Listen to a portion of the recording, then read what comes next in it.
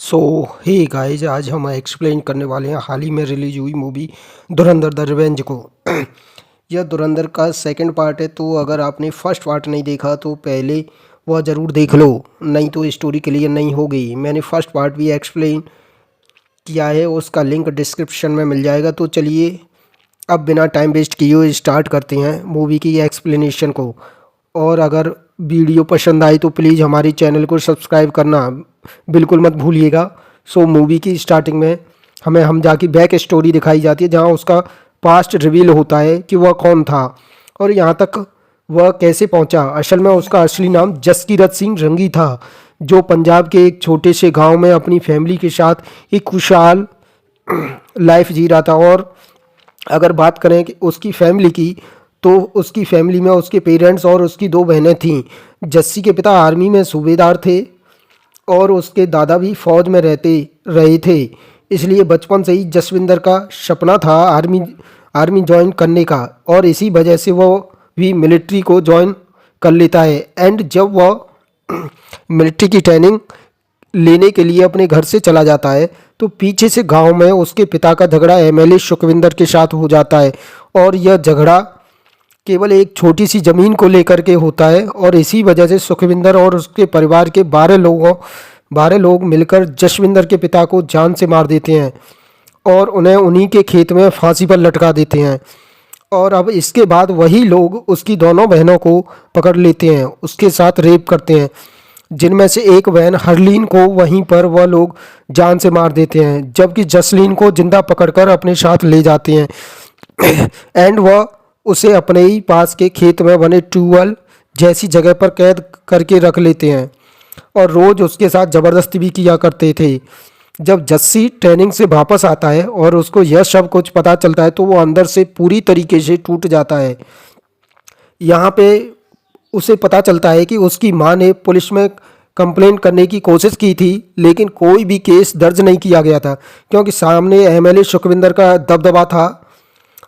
इसी की दिन जस्सी अपने दोस्त गुरबाज पिंडा से मिलता है। असल में पिंडा बचपन से ही जस्सी की छोटी बहन जसलीन से प्यार किया करता था। एक्चुअली गुरबाज पिंडा के जो पिता थे वो पंजाब में नशे का बिजनेस किया करते थे, और वह माल को एक यूपी के गैंगस्टर आशिम अहमद से मंगाया करते थे। इसलिए गुरबाज पिंडा माल का ऑर्डर देने के लिए यूपी में इलाहाबाद जाता है, और यहाँ पर उसके साथ जस्सी भी होता है। ऑर्डर देते वक्त पिंडा चालाकी से AK-47, कुछ मैगजीन्स और कुछ गन्स भी मांग लेता है। इस पर आतिफ अहमद काफ़ी ज़्यादा हैरान हो जाता है और पूछता है कि गन्स की क्या ज़रूरत पड़ गई, कि तुम लोग तो सिर्फ ड्रग्स का बिजनेस करते हो।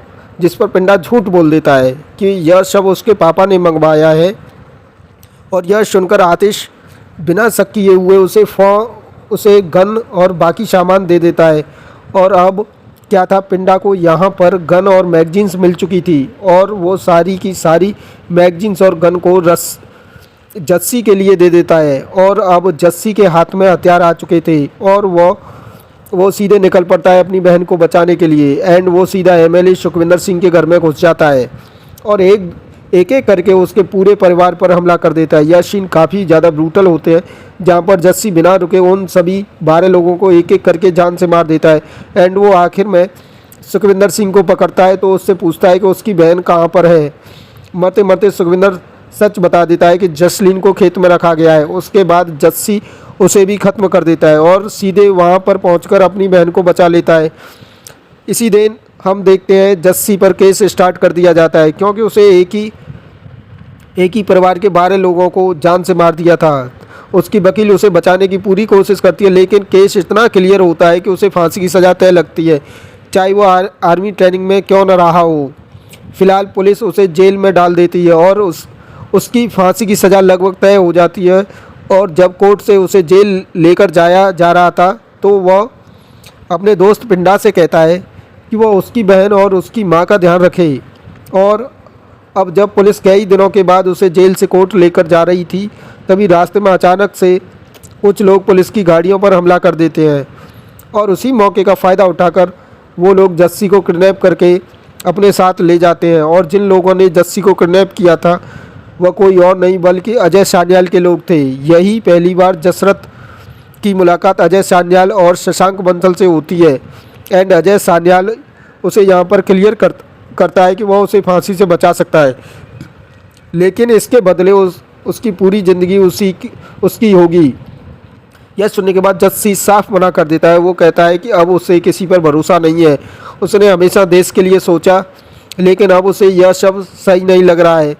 और अब अजय सान्याल उसे समझाता है कि यह सिर्फ उसकी ज़िंदगी नहीं बल्कि देश के लिए एक दूसरा मौका है और वह चाहे तो अपनी कहानी खुद लिख सकता है। फिर अजय सान्याल उसे यकीन दिलाता है कि उसकी माँ और बहन का पूरा ख्याल रखेगा। और अब यह सुनने के बाद हमजा भी मान जाता है। देन उसके बाद उसको एक नई पहचान दी जाती है और अब उसका नाम हमजा रख दिया जाता है। यहीं से उसकी स्पेशल ट्रेनिंग भी स्टार्ट की जाती है, जहां उसे एक ख़तरनाक मिशन के लिए रेडी किया गया था। और क्योंकि उसे पुलिस कस्टडी से किडनैप किया गया था, इसी बहाने गवर्नमेंट उसकी माँ और बहन को सपोर्ट देने लगती है और उसे हर महीने रुपए मिलना स्टार्ट हो जाता है और वह भी अगले 36 सालों तक कंटिन्यू रहने वाले थे। वहीं दूसरी तरफ जस्सी की माँ और बहन को यही लगता था कि उस किडनैपिंग के दौरान उनके भाई की मौत हो चुकी, यानी साफ मतलब यह था कि जस्सी अब अपनी फैमिली की नज़रों में मर चुका था और अब वह हमजा बन गया था और अपनी नई ज़िंदगी जी रहा था। और अब वह यहाँ पर हमजा का मिशन स्टार्ट होने वाला था। अजय सामने वाले उसे बताता है कि जब तुम यहाँ से कराची पहुँचोगे तो वहाँ पर तुम्हारी मुलाकात आलम जूस वाले से होगी, जो कि हमारा ही सीक्रेट एजेंट है, लेकिन वह तुम्हारे सामने कभी नहीं आएगा और वह हर वक्त तुम्हारी मदद करेगा। सो गाइज, यह मिस्ट्री एजेंट कौन था यह हमें इस मूवी में आगे पता चलेगा। खैर, इसके बाद हमजा को दुबई से कराची भेज दिया जाता है मिशन को करने के लिए और यहीं से हमारी स्टोरी प्रेजेंट में आ जाती है, यानी 2009 में। यह वही सीन था जहाँ फर्स्ट पार्ट ख़त्म हुआ था और आप सभी को पता ही होगा कि फर्स्ट पार्ट के लास्ट में रहमान डकैत की मौत हो चुकी थी और उसे हमजा ने मारा था। इसी वजह से माहौल पूरी तरह से बदल गया था और इसी बीच हमजा अकेले में बैठकर अपनी ज़िंदगी के हर उस पल को याद कर रहा था, यानी अब तक हमने जो कुछ भी देखा वह हमजा की यादें थीं।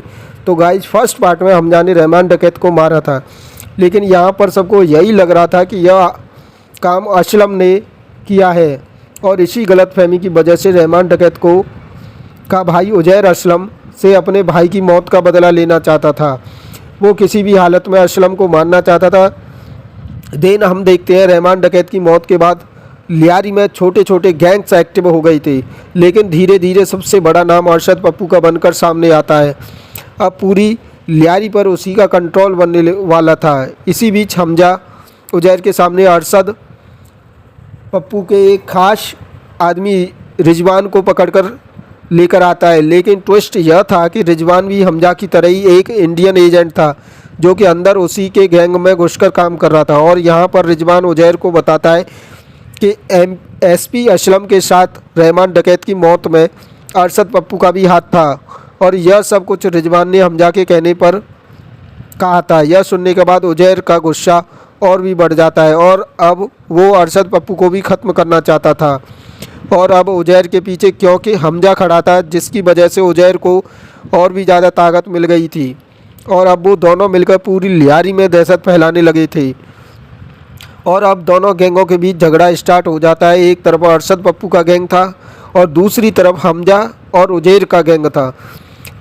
पूरी लियारी में हर जगह टकराव स्टार्ट हो गया। डर, धमकी, शूट आउट और बमबारी अब रोज़ की बात बन चुकी थी।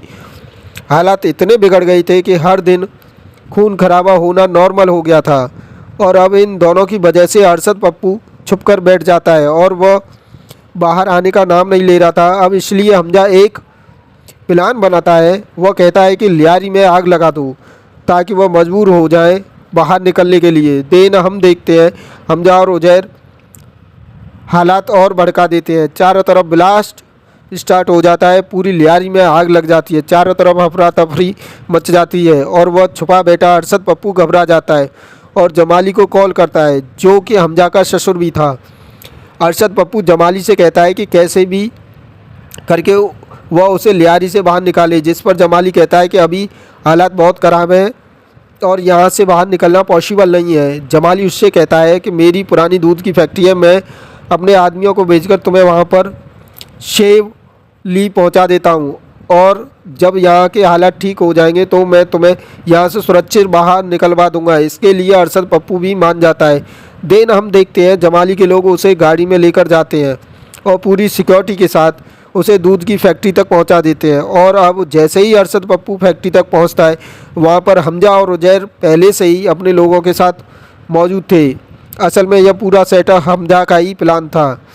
उसी के कहने पर जमाली ने उसे यहाँ पर बुलवाया था। और अब क्या था, उजैर अरशद पप्पू पर टूट पड़ता है और उसे काफ़ी ब्रूटली मारता है। देन वह उसे गाड़ी के ऊपर बांध देता है और रस्सी को पकड़ लेता है और हमजा गाड़ी चलाते हुए उसे पूरी लियारी में घुमाने लगता है ताकि सबको उसका अंजाम दिखा सके। देन हम देखते हैं उजैर यहाँ पर सारी हदें पार कर देता है। वह अरशद पप्पू के सर को बेरहमी से धड़ से अलग कर देता है और उसके सर को फुटबॉल बनाकर पूरी लियारी में खेलने लगता है।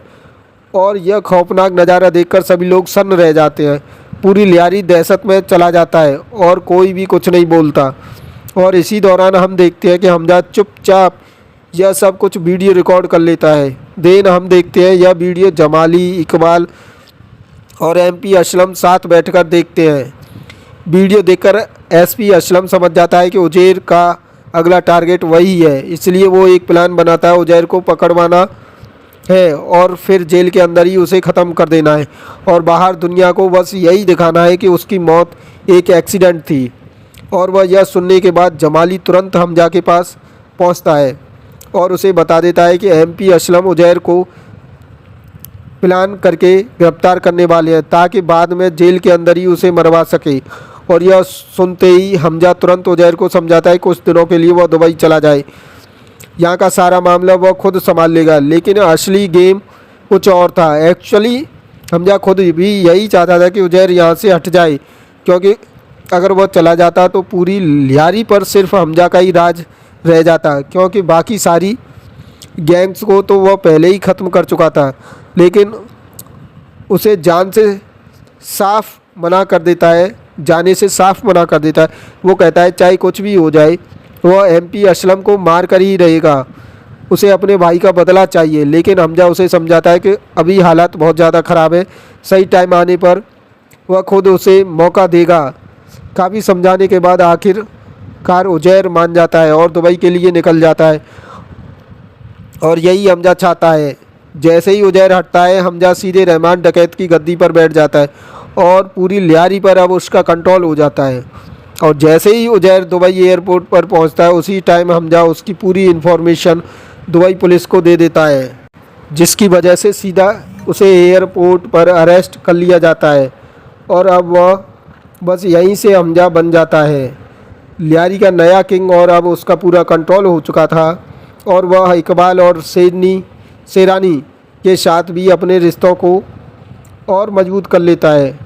वहीं दूसरी तरफ हम एसपी असलम को देखते हैं, जो 4 बेगुनाह बलूच लड़कों को पकड़ता है और उन्हें आतंकवादी बताकर फर्जी एनकाउंटर कर देता है, मेडल भी लेता है और उन चारों को जान से मार देता है। चौंकाने वाली बात यह होती है कि उन लड़कों में शेरानी का बेटा भी शामिल था। और अब जब यह बात हमजा को पता चलती है तो उसे काफ़ी ज़्यादा दुख होता है। वो कहता है कि चाहे कुछ भी हो जाए, लेकिन उसे बेगुनाह स्टूडेंट को नहीं मारना चाहिए था। और इसलिए वह अपनी ससुर जमाली से कहता है कि तुम्हें अपनी पार्टी बदलनी होगी। हमजा कहता है कि उसे जरवारी की पार्टी छोड़कर नवाब शरीफ की पार्टी ज्वाइन करनी होगी। असल में यह दोनों पार्टियां एक दूसरे के राइवल थीं और हमजा यह चाल इसलिए चलता है क्योंकि वह जरवारी को गद्दी से हटाना चाहता था, क्योंकि वह जानता था कि उसी के ऑर्डर पर एसपी असलम ने उन 4 बेगुनाह बलूच लड़कों को मारा था। साथ ही हमजा यह भी समझ चुका था कि उन 4 बेगुनाह बलूच स्टूडेंट की मौत के बाद अब जरवारी की पार्टी ज़्यादा टिकने वाली नहीं है, क्योंकि लोगों के अंदर उसके खिलाफ गुस्सा बढ़ चुका था। और यही मौका देखकर हमजा ने पहले ही अपनी चाल सेट कर ली थी। इसके बाद हमजा के कहने पर जमाली जरवारी की पार्टी छोड़कर नवाब शरीफ की पार्टी ज्वाइन कर लेता है। साथ ही हमजा खुद भी नवाब शरीफ से मिलकर अपनी कनेक्शन मजबूत कर लेता है। और अब क्या था, इलेक्शन होते हैं और जरवारी की पार्टी हार जाती है। हर तरफ हमजा की पकड़ बन चुकी थी, पॉलिटिक्स से लेकर अंडर वर्ल्ड तक सिरानी और बलूच दोनों के साथ उसके रिश्ते मजबूत हो गए थे और धीरे धीरे उसे भी रहमान की तरह शेर बलूच का दर्जा मिलने लगा। खैर, अब हमारी स्टोरी आगे बढ़ती है और साल 2014 आ जाता है, जहां भारत में नरेंद्र मोदी पीएम बन जाते हैं और यहीं से पूरा गेम बदल जाता है।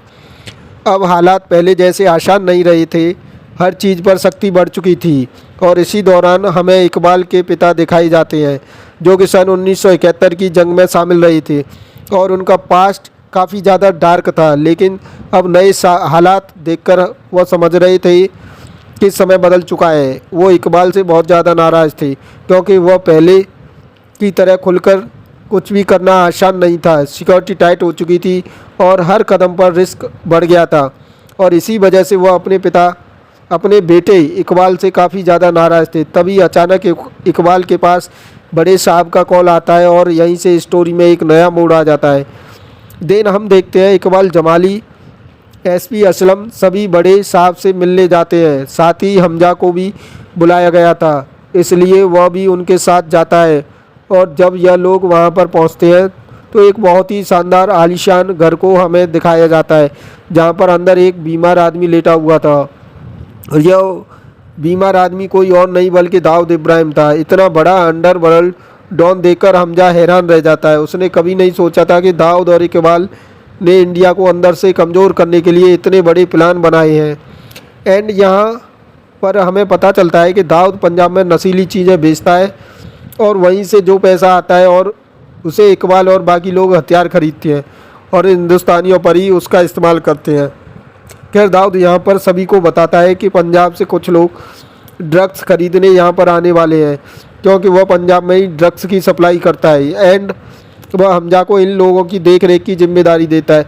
हमजा ऐसा करना तो नहीं चाहता था, लेकिन मजबूरी में वहाँ हाँ कर देता है। एंड जब वह एयरपोर्ट पर पंजाब से आए लोगों को लेने के लिए जाता है तो वह देखकर हैरान रह जाता है, क्योंकि उन तीनों लोगों में उसके बचपन का दोस्त गुरबाज पिंडा भी था। यह देखकर हमजा पूरी तरह शॉक्ड हो जाता है, क्योंकि उसने कभी नहीं सोचा था कि उसकी बहन का पति यानी उसका ही दोस्त इस काम में शामिल होगा।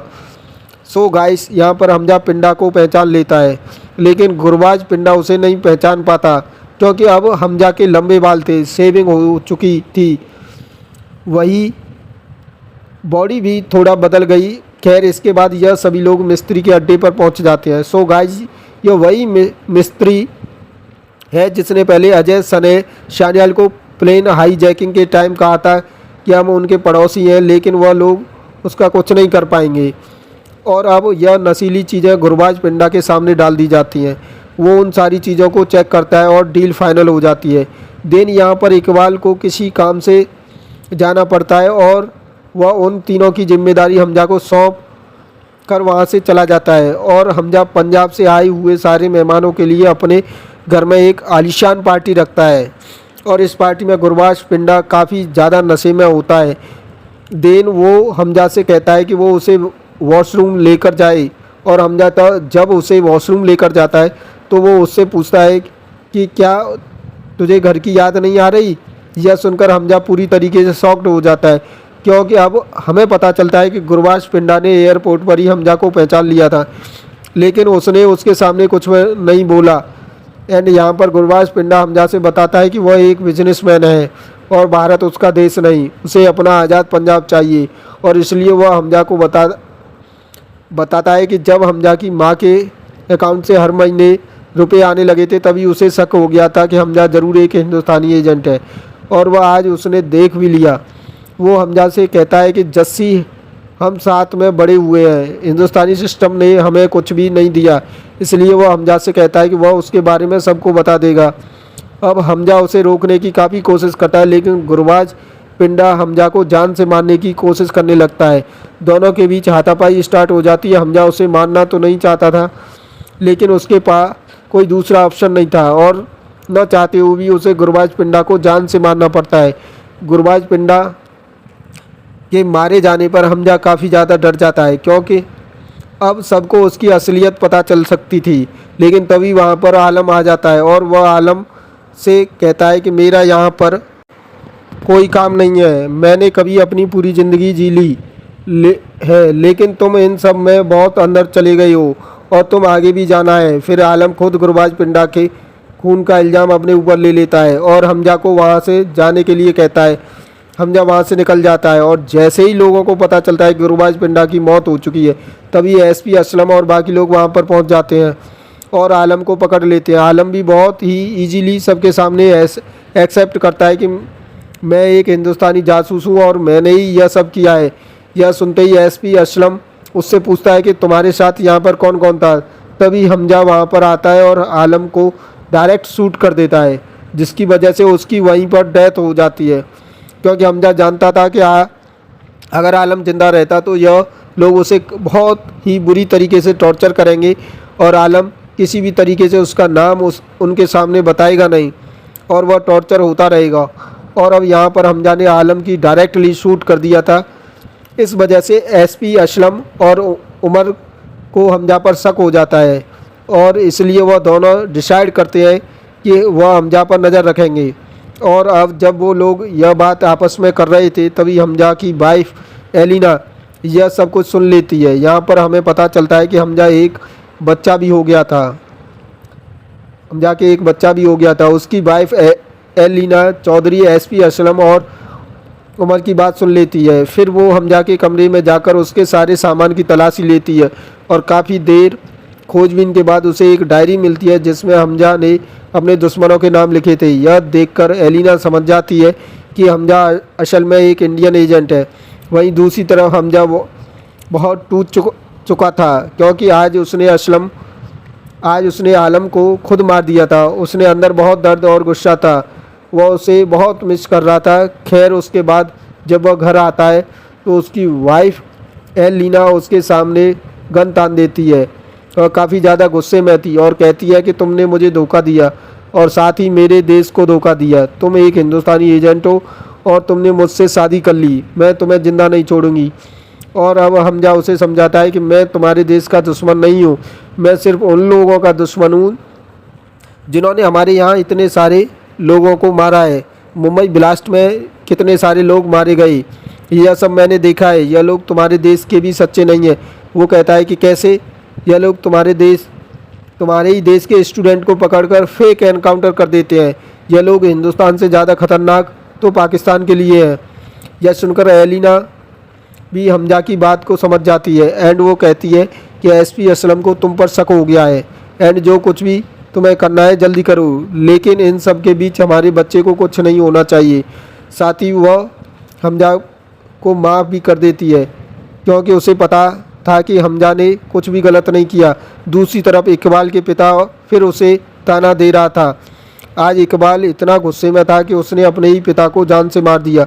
वह हमजा अपने प्लान को सुरक्षित रखने के लिए एसपी असलम को अपने रास्ते से हटाने की तैयारी करता है क्योंकि उसे एलिना ने पहले ही बता दिया था कि असलम उस पर शक कर रहा है और हमजा नहीं चाहता था कि उसका प्लान और उसका राज सबके सामने खुल जाए।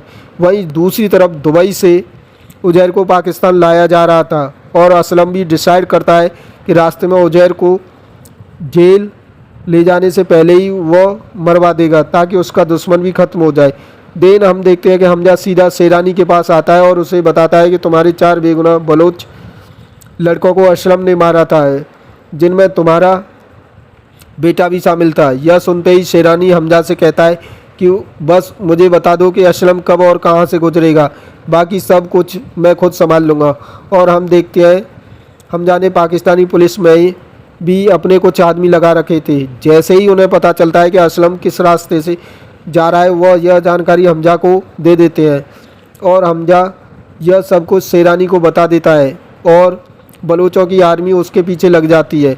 मौका मिलते ही एक बलोच लड़का अपनी बम से लोडेड गाड़ी लेकर असलम की गाड़ी से टकरा जाता है, जिससे ब्लास्ट होता है और असलम की वहीं पर डेथ हो जाती है।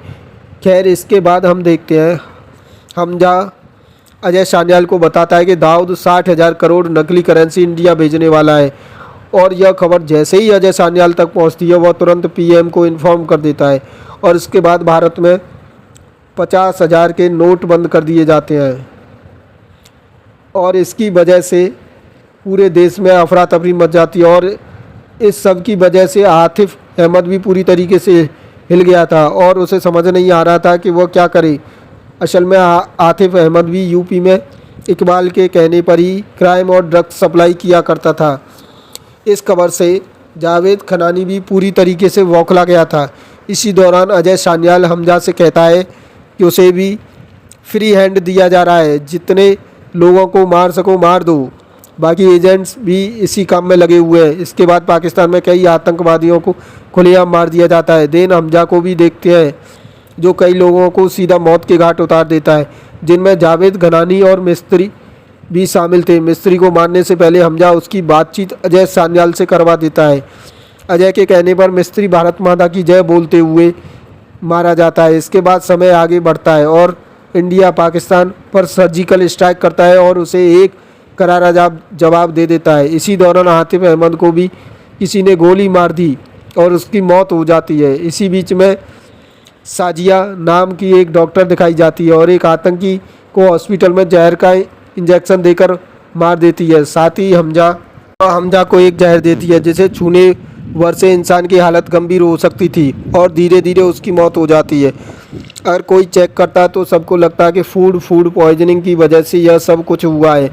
पॉइजनिंग की वजह से यह सब कुछ हुआ है। असल में साजिया यह जहर हमजा को देती है। क्योंकि वह दाऊद को मरवाना चाहती थी। लेकिन हमजा चाह कर भी दाऊद को इसे नहीं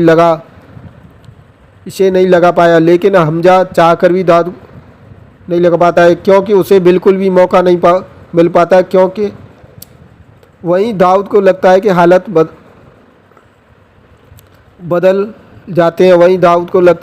बदल रहे हैं। इसलिए वह इकबाल से कहता है कि वह इंडिया में कुछ आतंकवादी भेजकर हमला करवा दे। इकबाल को हमजा की ज़रूरत होती है। इकबाल क्योंकि उसे बड़ी मात्रा में हथियार चाहिए थे। इंडिया में आतंकवादी से हमला करवाने होते हैं। लेकिन इसी बीच उमार को हमजा पर शक हो जाता है। वह एलिना के पास जाता है और उसके बच्चे को गन पॉइंट पर रखकर पूछता है कि हमजा कौन है। एलिना उसे बताना तो नहीं चाहती थी, लेकिन अपने बच्चे की जान बचाने के लिए मजबूर में वह उसे बता देती है। हमजा एक हिंदुस्तानी एजेंट है और वह यह सारी बातें ओमान इकबाल को बता देता है। जिसके बाद इकबाल हमजा से कहता है कि हथियारों की डिलीवरी देने के लिए आ जाओ। तो हमजा रिजवान के साथ इकबाल के पास पहुंच जाता है हथियारों की डिलीवरी देने के लिए। रिजवान पैसे लेकर बाहर चला जाता है और इकबाल को पहले से पता था कि हमजा आया है। वह तुरंत हमजा को घेर लेता है और बुरी तरीके से मारने लगता है। लेकिन हमजा यहाँ पर सब कुछ पहले से ही प्लान करके आया था। उसने अपनी तरफ सारी बलोच आर्मी को भी कर लिया था और 5 मिनट के बाद एक बहुत बड़ा ब्लास्ट होता है। एक्चुअली जो हथियार इकबाल को दिए गए थे उनमें से सारे बम फट गए थे। हमजा वहाँ से निकलता है और इसी के साथ उसकी और इकबाल की सीधी फाइट स्टार्ट हो जाती है। वहीं बाहर पूरी बलोच आर्मी पहले से हमजा की साइड खड़ी थी, इसलिए पूरा माहौल हमजा के पक्ष हो जाता है और अब बलोच की पूरी फौज इकबाल और उसके आतंकवादियों पर टूट पड़ी थी। गोलियां, ब्लास्ट और हड़कंप मच जाता है। डर के मारे इकबाल बाहर भागने लगता है और हमजा उसका पीछा करता है। आखिरकार हमजा उसे पकड़ लेता है और बहुत ही ब्रूटली तरीके से उसकी जान ले लेता है। इसके बाद हमजा आखिरी बार एलिना को कॉल करता है और उससे कहता है कि वो उससे और उसके बच्चे से बहुत प्यार करता है। एलिना सोचती है कि शायद हमजा पकड़ा जाएगा और काफ़ी रोती है। ठीक उसी समय उमार वहाँ पर आता है और हमजा को अरेस्ट कर लेता है। इसके बाद हमें देखते हैं IAS का एक खास ऑफिसर अशन हमजा को टॉर्चर कर रहा था ताकि उसे इन्फॉर्मेशन निकल सके। तभी अशन के पास अजय सान्याल का कॉल आता है। अजय अशन से सीधे कहता है कि अगर उसने अपना एजेंट हमजा वापस नहीं भेजा तो वह यह खबर फैला देगा कि हसन ने सिर्फ चंद रुपयों के लिए अपने देश की इन्फॉर्मेशन इजराइल को भेजी है। एक्चुअली अजय के पास हसन का एक ऐसा वीडियो था और अब जब हसन ने वीडियो देखा तो वह हमजा को वापस हिंदुस्तान सौंपने के लिए राजी हो गया। लेकिन उसे यह इल्ज़ाम किसी पर तो लगाना था। इस पर हमजा कहता है कि मुझे किस दिन काम आएगा। इस पर हसन और बाकी लोग इल्ज़ाम और उजैर पर डाल देते हैं और उसे जान से मार देते हैं। इसके बाद हमजा को छोड़ दिया जाता है और उसे लेने के लिए एक कार आती है। जब हमजा उस कार में बैठता है तो अंदर जमाली होता है। हमजा यह देखकर पूरी शॉक्ड हो जाता है और यहीं पर हमें पता चलता है कि जमाली ही वह एजेंट था जो पिछले 45 साल से पाकिस्तान में रहकर इंडिया की सारी इन्फॉर्मेशन दे रहा था। एंड यहाँ पर जमाली हमजा से कहता है कि तुम चिंता मत करो, जो पॉइजन तुम दाऊद को लगाने वाले थे वो जमाली ने पहले ही दाऊद को लगा दी है, इसलिए दाऊद अभी बिस्तर पर तड़प रहा होगा। हमजा उससे पूछता है कि एलिना और उसके बच्चे का क्या होगा। जमाली बताता है कि उस वक्त उसके बारे में सोचना ठीक नहीं है और हमजा के लिए बेहतर यही होगा कि वह उन्हें भूल जाए। साथ ही जमाली कहता है कि हमजा ने अब तक बहुत काम कर लिया है, इसलिए अब कुछ दिन के लिए तुम आराम कर लो। वो कहता है अभी तो बस शुरुआत है। इसके बाद हमजा को देखते हैं जो दोबारा से जस्सी बन जाता है और इंडिया अपने गांव लौट जाता है। गांव जाकर वह देखता है उसकी माँ और बहन बच्चे लोग यह मान चुके थे कि जस्सी की मौत हो चुकी है और वह लोग अपनी ज़िंदगी में काफ़ी ज़्यादा खुश थे। यह देखकर जस्सी डिसाइड करता है कि वह सीधे घर वापस नहीं जाएगा और उन्हें दूर से ही देखता रहता है और फिर अपनी ट्रेनिंग कैंप में वापस लौट जाता है, क्योंकि वह एक एजेंट और उसका अगला मिशन उसका इंतज़ार कर रहा था। और उसके बाद इस मूवी में हम देखते हैं जस्सी की पूरी ट्रेनिंग, उसकी स्ट्रेटजीज, मिशन प्रिपरेशन और कैसे वो एकदम तैयार होता है। और बस इसी के साथ इस मूवी यहीं पर एंड हो जाती है। सो गाइस, यह थी धुरंधर द रिवेंज की पूरी कहानी। अब आप सभी को यह स्टोरी कैसी लगी नीचे कमेंट सेक्शन में